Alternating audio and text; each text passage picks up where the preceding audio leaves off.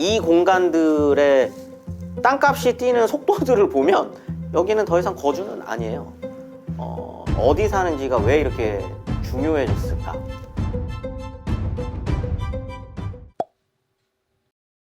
이게 언제부터 시작되냐라고 묻는다고 하면은 아마 근대 도시가 만들어지는 시점부터 이런 현상들이 좀 더 극단적으로 나타났었던 것 같아요. 뭐 물론 그 전에도 당연히 있었죠. 뭐 신분에 따라서 거주지는 다들 달랐을 테니까.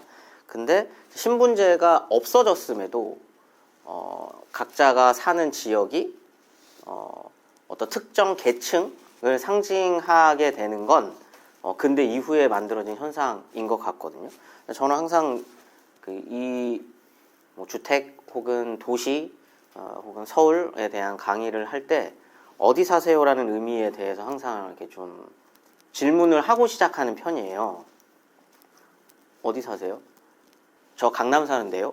라고 말을 한다거나 저 한남동 살아요 라고 말을 할 때는 나는 지리적으로 강남 쪽에 살고 있습니다 라고 얘기하기보다는 약간 목에 힘주어서 말씀하실 때가 많잖아요. 이제 그럴 때는 어떻게 보면 주소지가 자신의 계층을 상징하기 때문에 그걸 표현하기 위해서 저는 강남 삽니다 라고 말하는 경우도 있다는 거죠.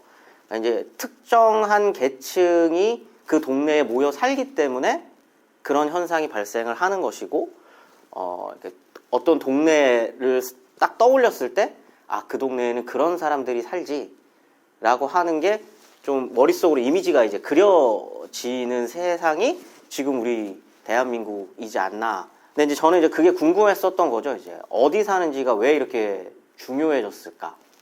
네, 분명 이유가 있을 텐데 그거를 추적하는 과정에서 이제 서울이 만들어지는 과정까지 이제 좀 이렇게 한번 알아보는 시간을 가져보면 좋지 않을까. 서울만큼 서로 간에 벽을 치고 있는 도시도 없다라는 생각을 좀 끊임없이 하게 됐었거든요. 휴먼시아 사는 거지, 뭐 LH에서 지어주는 데 사는 안 좋은 의미, 뭐 이런 것들, 임대주택 사는 사람들에 대해서 폄하한다거나 같이 놀이터를 못 쓰게 한다거나 같이 길 걷는 것도 싫어서 길을 나눈다거나 뭐 이런 기사들을 볼 때마다 서울처럼 서로 간에 벽을 치고 사는 도시도 참 없겠다라는 생각을 하게 됐어요. 근데 그게 단순히 임대주택 문제뿐만이 아니라 강남과 강북을 가르는 이런 문화들, 사실 그냥 강 하나일 뿐인 건데 대한민국이 형성된 이후에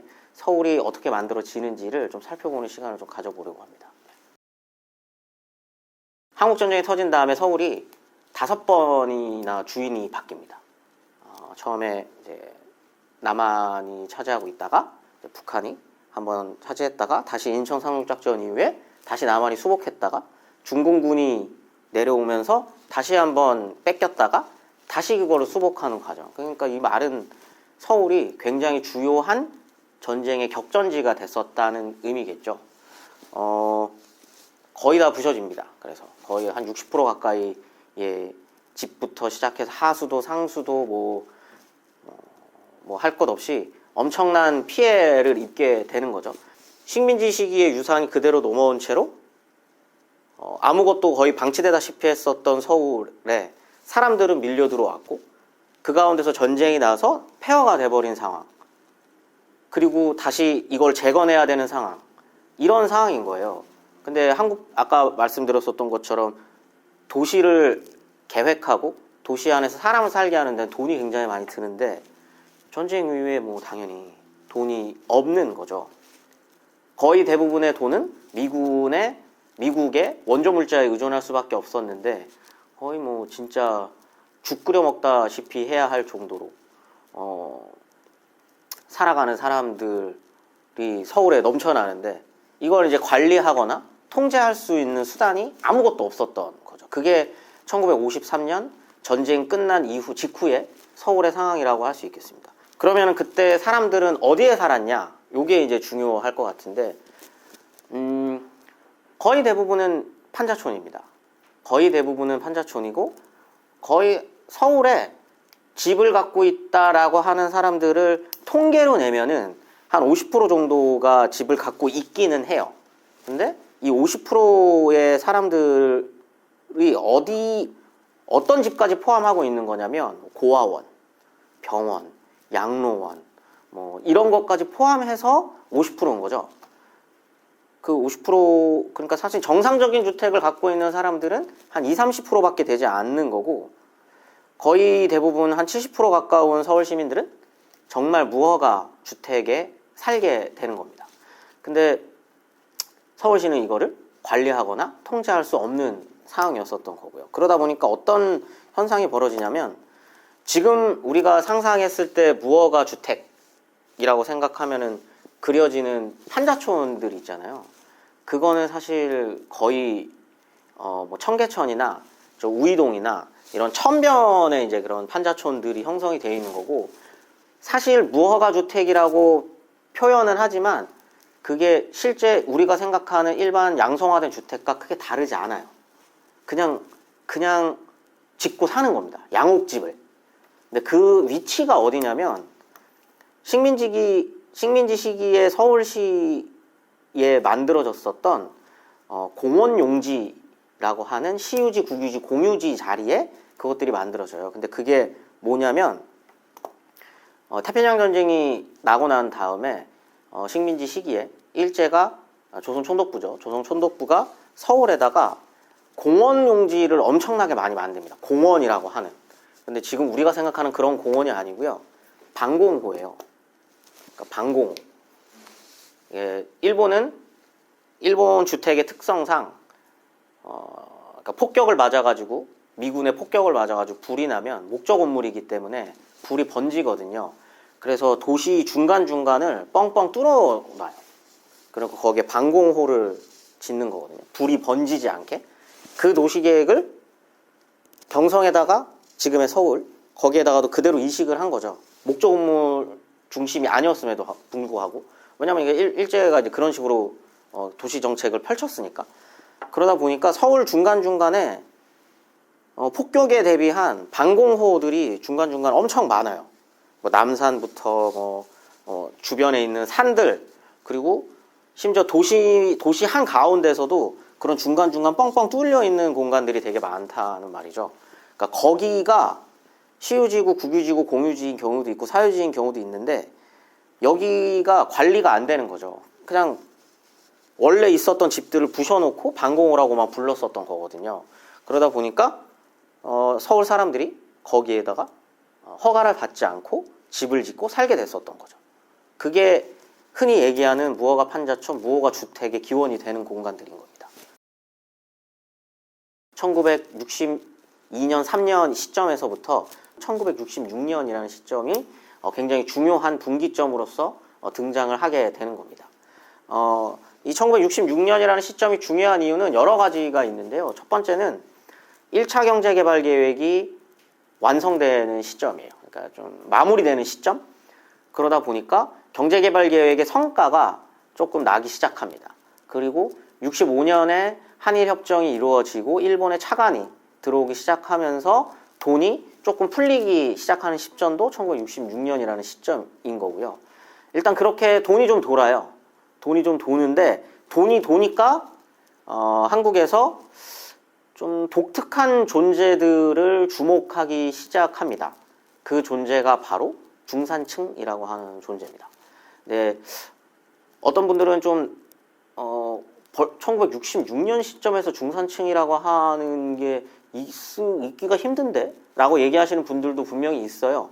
그렇지만 이 시기에 처음으로 한국 사회에서 중산층이 무엇일까? 라고 하는 고민을 하기 시작하고 실제로 정치권에서 내가 우리 정당이야말로 중산층을 대변하는 정당입니다. 라고 하는 주장들을 하기 시작하는 시점도 1966년이라는 시점인 겁니다.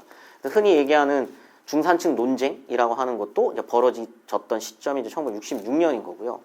그렇게 한국 사회에서 중산층이라고 하는 이런 존재들에 대해서 궁금해하기 시작하는 시점이었거든요. 근데 누가 중산층이지? 라고 생각했을 때 그 떠오르는 이미지들이 있잖아요. 뭐 화이트 칼라 노동자라든지 아니면 적어도 집 한 채 정도는 가질 수 있는 정도의 재력, 대학 혹은 고등학교 이상의 학력, 갖고 있는 사람들, 이런 이미지들이 있잖아요. 그 이미지들 속 존재들이 많이 살고 있는 동네가 있어요. 그게 바로 서울이었었던 거죠. 실제로 평균 임금만 보더라도 다른 대도시와 비교했을 때도 2배 가까운 차이가 났었고요.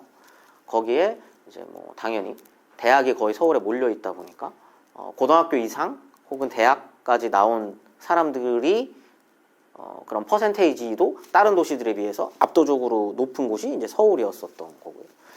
그러다 보니까 서울을 어떤 도시로 만들까? 그래서 이제 도시 계획을 해야 되니까 서울이라는 공간을 어떻게 만들까라고 할 때 그 존재들이 눈에 띄기 시작했던 겁니다. 그래서 1966년 시점에 서울시장으로 부임하는 김현옥이라고 하는 서울시장, 뒤에 이제 더 자세히 설명드리겠지만 그 서울시장이 1966년에 서울시장으로 부임하고 난 뒤에 처음으로 국회에서 우리는 이제 서울을 이렇게 만들 겁니다 라고 하는 시정연설을 하게 되는데, 그 시정연설에서 처음 등장했었던 그 말이, 이게 되게 중요한 말이 있거든요. 그게 바로 앞으로 서울 시민은 중산층과 영세 시민으로 나누어서 도시계획을 하겠습니다 라고 했었던 시정연설이었었던 거죠.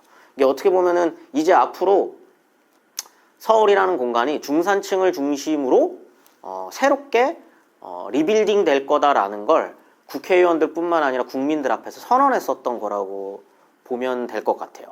여기서부터 서울시가 새롭게 리모델링 된다라고 생각하면 될 것 같습니다. 여기서 김현옥 서울시장이라는 사람을 잠깐 설명드려야 될 것 같은데, 김현옥 서울시장이라고 하는 사람은 원래 부산에서 부산시장을 하던 사람이에요. 당연히 그 전에는 군인이었고요. 부산시장을 할 때 불도저 시장으로 유명했었던 사람입니다. 뭐 이때 불도저 시장이라고 별명 붙여진 사람들이 많긴 하지만 가장 대표적인 사람이 김현옥 서울시장이었거든요. 이제 부산시장 때 왜 이런 별명이 붙었냐면, 뭐 부산도 서울이랑 크게 다르지는 않아요. 피난민들이 몰리고 그러다 보니까 무허가 판자촌들이 즐비하게 되고, 기존의 도시계획이 무용지물이 될 정도로 무허가 주택들이 전 도시를 이렇게 뒤덮는 그런 식의 그런 식으로 좀 도시가 형성되었었던 게 1950년대, 60년대 초반까지의 모습이었는데, 김현옥 서울시장은 그 무허가 주택을 불도저로 밀어버립니다. 그리고 새롭게 건물을 올리는 형식으로 부산을 좀 개발했었던 사람이었거든요. 김현옥 서울시장이 서울시에서 했었던 거를 이야기해봐라 그러면 사실 끝도 없습니다. 여의도 만들었고요. 강남 개발을 시작했던 사람이고요. 강변북로를 뚫었고요. 지금 서울 시내에 있는 대부분의 고가도로를 만든 사람이고요. 지금 서울 시내에 있는 대부분의 터널을 뚫은 사람이고요. 지금 서울 시내에 있는 기본적인 도로들을 깐 사람이 이 사람입니다. 그리고 서울 시내 곳곳에 지금도 여전히 남아있는 시민아파트라고 하는 거를 지었었던 사람도 이 사람이고요. 이렇게 얘기를 하면 이제 김현옥 서울시장이 한 10년 정도 재임했다라고 생각할 수도 있는데 딱 4년 재임했습니다. 그러니까 4년 동안에 했었던 일이 그거예요. 그러니까 어마어마하게 서울시를 새롭게 만든 사람이라고 하면 되고, 66년부터 1970년까지 김현옥이 만들어 놓은 이 선 그대로가 지금 서울시의 유산이라고 할 수 있습니다. 그 정도로 서울을 완벽하게 뒤바꾼 사람이라고 할 수 있고, 그 사람이 서울시장으로 임명되는 1966년이 그래서 이제 중요한 시점이 되는 거죠. 아파트의 탄생을 어디냐라고 보통 이야기하면 이제 마포 아파트부터 시작이 되는 거니까 62년. 뭐 탄생부터 그렇다라고 하기는 조금 그렇지만, 강남이라고 하는 동네, 여의도라고 하는 동네, 지금 우리가 흔히 부촌이라고 불리는, 신부촌이라고 불리는 동네들, 동부이촌동이 이제 한 66년 시점부터 개발되기 시작을 하고 1970년이라고 하는 시점에 여의도 이제 시범 아파트를 시작으로 해가지고 만들어지는 거고, 똑같이 60년대 후반, 70년대 초반에서부터 반포 아파트가 만들어지면서 강남이 이제 만들어지는 거거든요. 그 시점에 만들어지는 이 부도심 지역의 아파트촌, 그때부터는 단순히 이 공간이 주거의 공간만이 있는 곳은 아니게 되는 겁니다. 실제로 1960 68년, 69년, 70년이 넘어가는 시점에 이 공간들의 땅값이 뛰는 속도들을 보면 여기는 더 이상 거주는 아니에요. 1년 만에 100배 이상이 뜁니다. 네, 100배 이상이 뛰는 공간도 있고 200배, 300배씩 뛰는 곳도 있고 하루에 2배씩 뛰는 곳도 있어요. 네. 이제 그런 거죠. 네. A 부동산에서 내가 이 땅을 샀다가 그 옆에 있는 B 부동산에 100원에 주고 사서 A 부동산에서 이곳을 100원에 사서 그냥 바로 옆에 부동산에 가가지고 110원에 파는 거예요. 그리고 110원에 산 이 부동산 주인은 그 옆에 있는 C 부동산에다가 150원에 팔고요. 그 150원에 산 C 부동산은 그 옆에 있는 D 부동산에다가 200원에 주고 파는 거죠. 그러니까 이런 식으로 말도 안 되는 투기 붐이 일어나게 되는 시점도 이런 거고, 그렇기 때문에 이 부동산 시장을 억누르기 위해서 국가가 조금씩 부동산 가격에 태클을 걸기 시작하는 것도 이 시점부터 시작이 되는 겁니다. 그래서 강남 이야기를 좀 해봐야 될 것 같은데,